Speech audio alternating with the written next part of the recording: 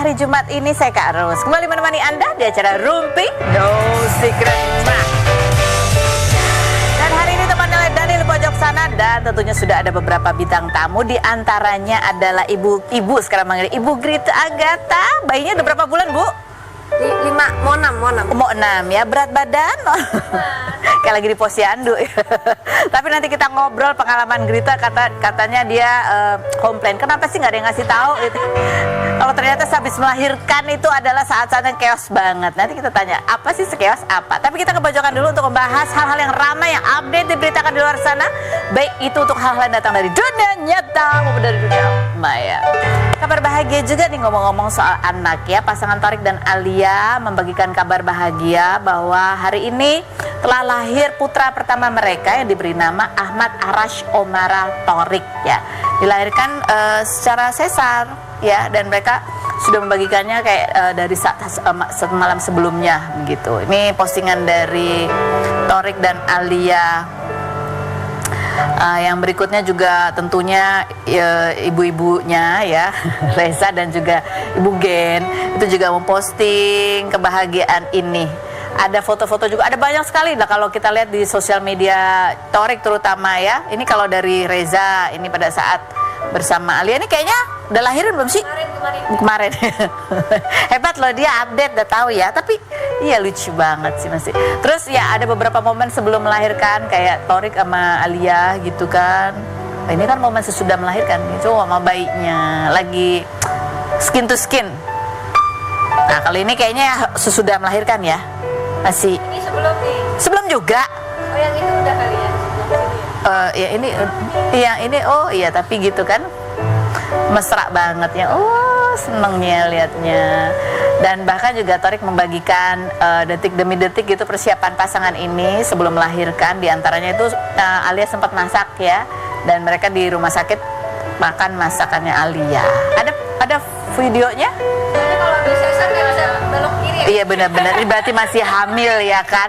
Kayaknya kayak menenangkan gitu, kayak aduh besok kita mau tindakan nih gitu ya kan. Iya benar-benar. Kamu juga sesar ya? Nggak bisa belok kiri belok kanan. Kita lihat seperti apa videonya dibagikan Thorik berikut ini.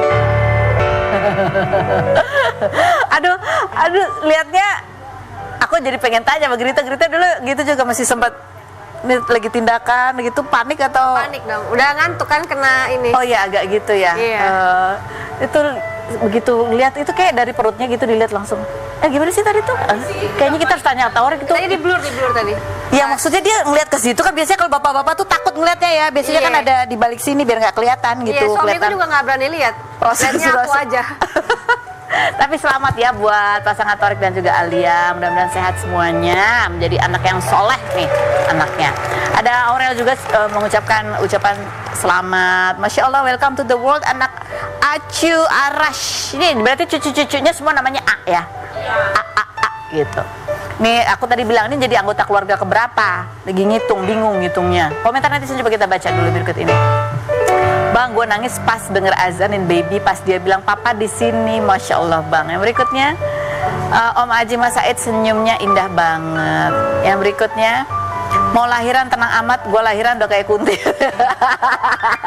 Iya kan, makanya kayak masih cantik gitu lihat ke kamera. Yang berikutnya ada lagi Gemini boy, berkah dan sehat selalu. Yang berikutnya jangan lupa 2 bulan naik.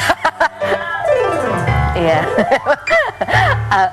Selamat sekali lagi. Nah sekarang kita, kalau itu nanti kita undang aja Thorik ya, seperti apa sih pengalamannya dia. Kalau sekarang kita mau tanya pengalamannya Grita Agatha pada saat melahirkan seperti apa, dan kenapa anaknya namanya tuh simple banget gitu. Biasanya zaman sekarang tuh ada 4 kata, 5 kata. Ini anaknya cuma 2 kata ya. Agatha, siapa Agatha?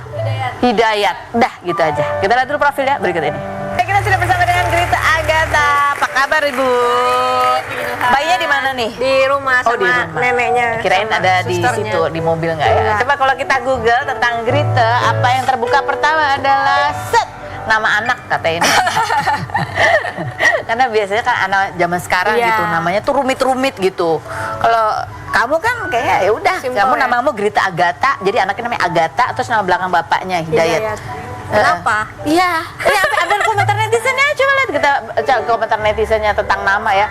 Real nggak mau ribet mikir nama katanya gitu. Padahal ini adalah pasangan yang nunggu 11 tahun baru menikah.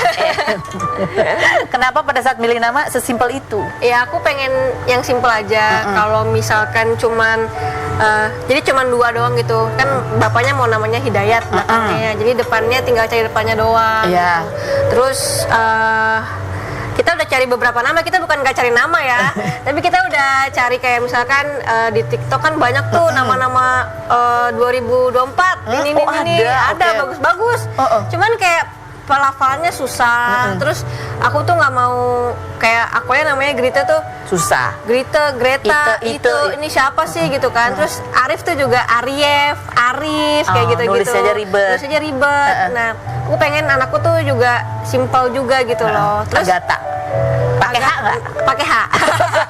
Nah, terus kan nama Agatha tuh kan aku udah tahu artinya kan, karena ada nama aku di sana. Artinya tuh wanita yang baik hati dan penolong.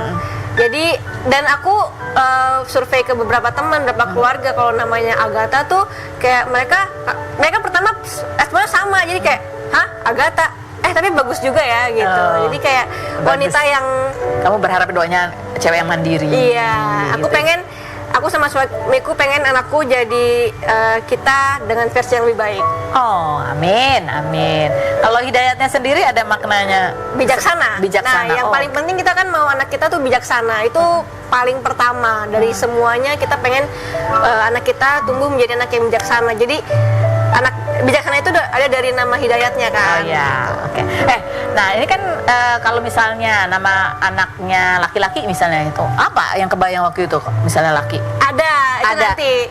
Oh nanti ya. Kalau misalkan ada anak kedua terus laki-laki, kita udah punya. Sesimpel itu juga, cuma 2 kata. Iya, kita pengen 2 kata aja. Depannya A. Enggak.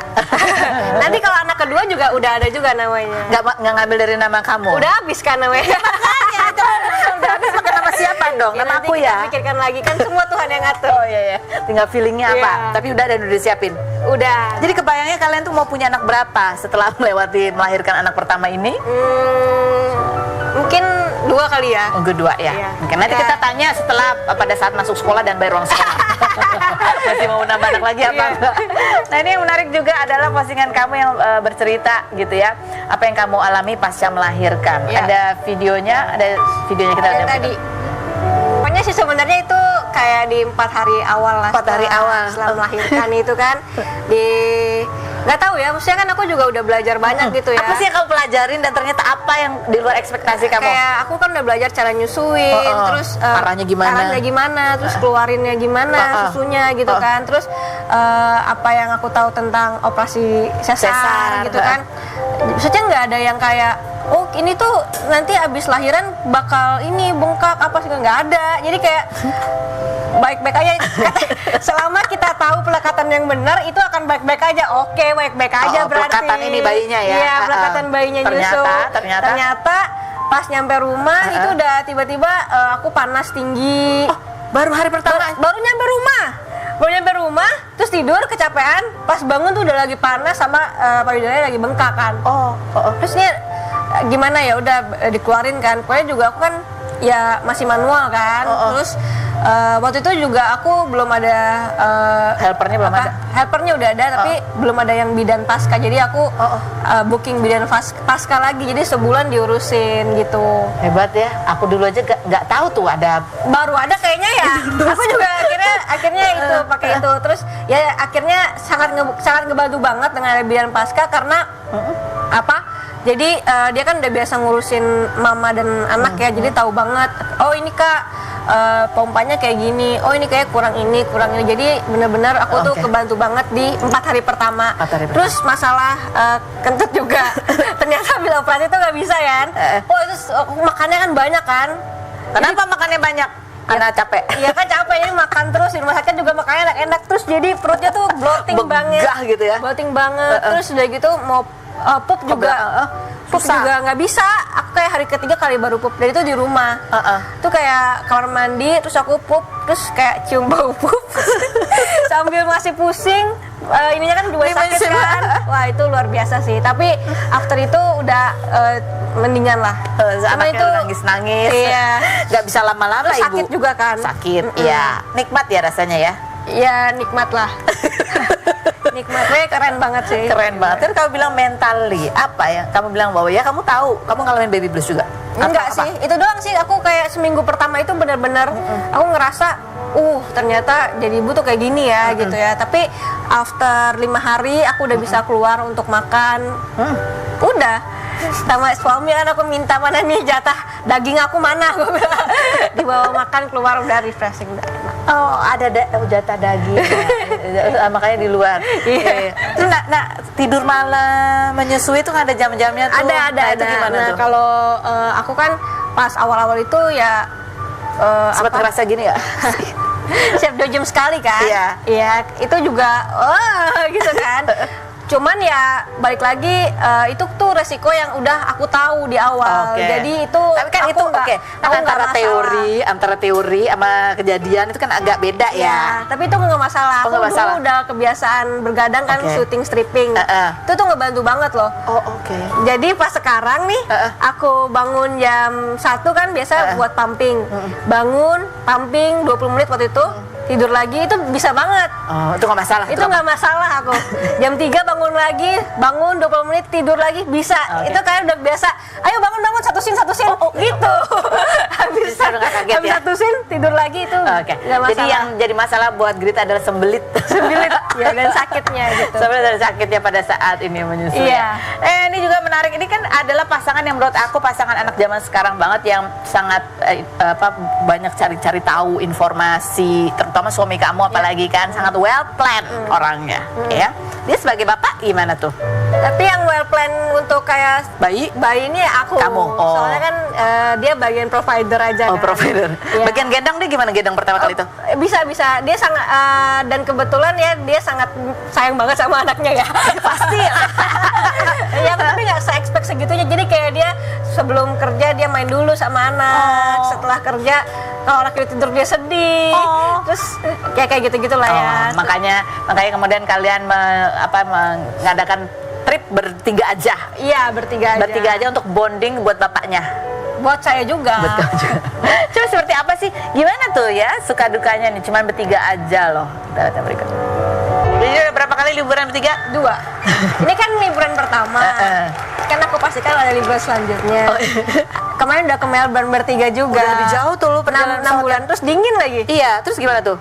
Ya berhasil. Hebat. Jadi apa tantangannya liburan cuma bertiga doang?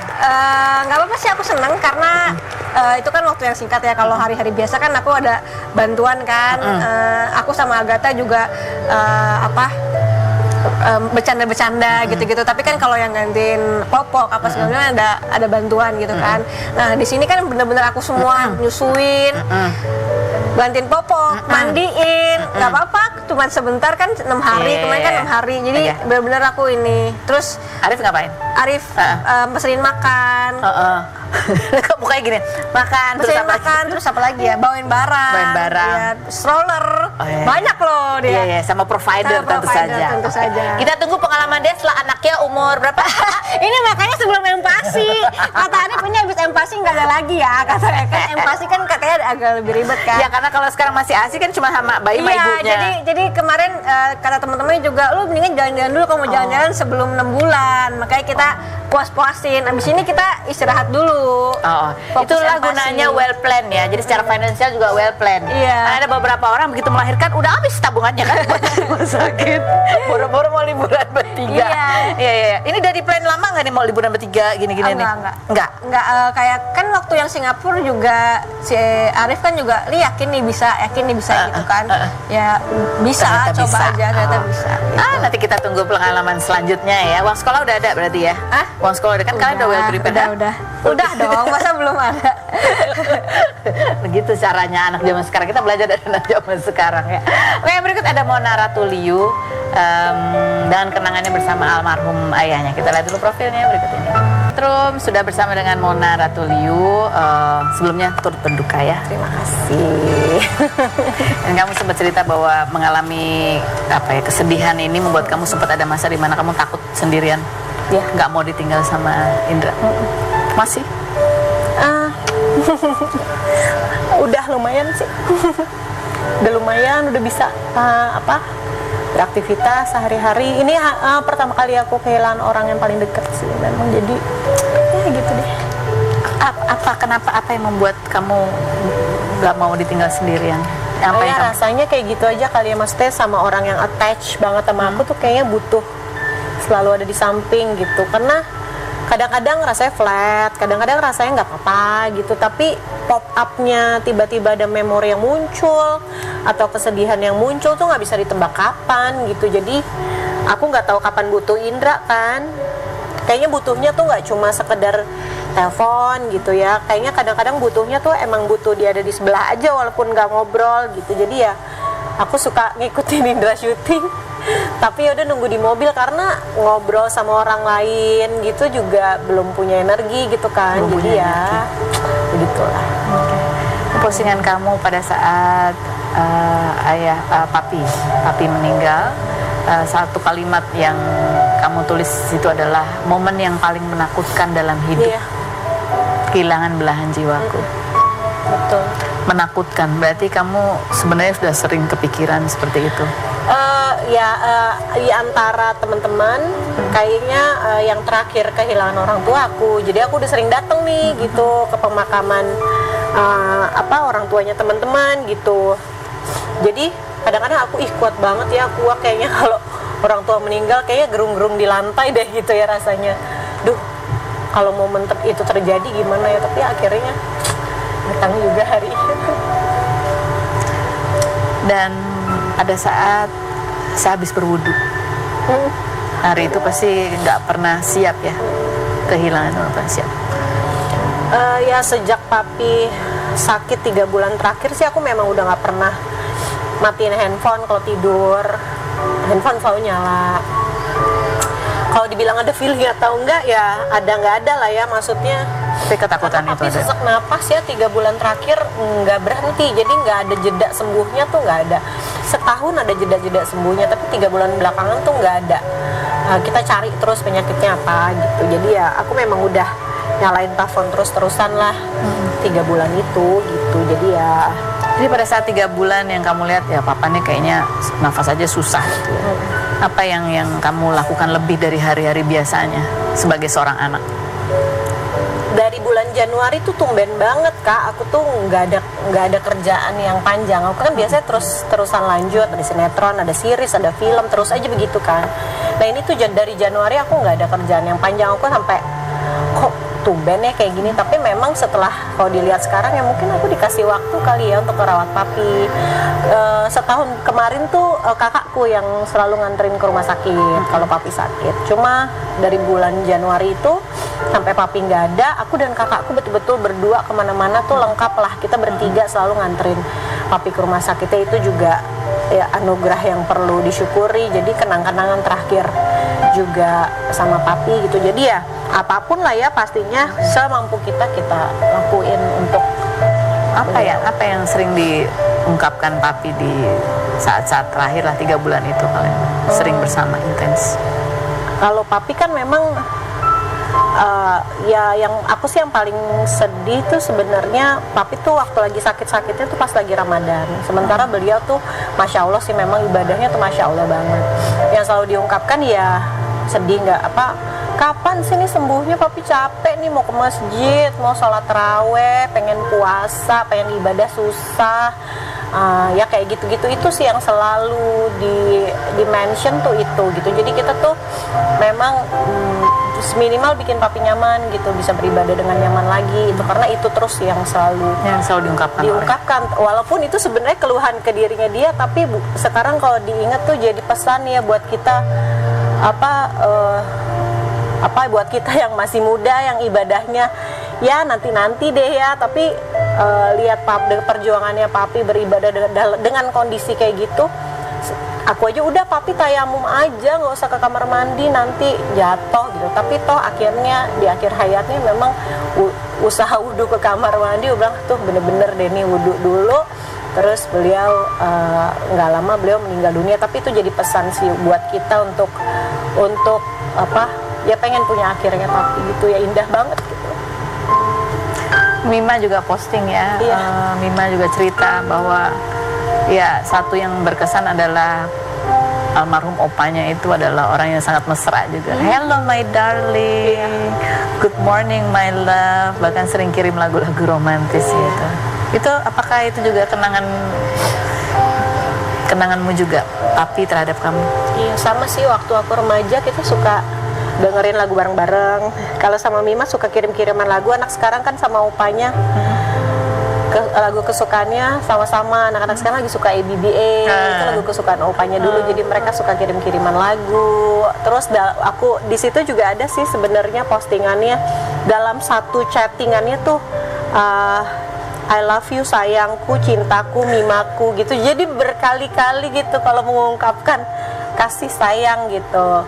Ke aku begitu udah besar agak malu-malu. Tapi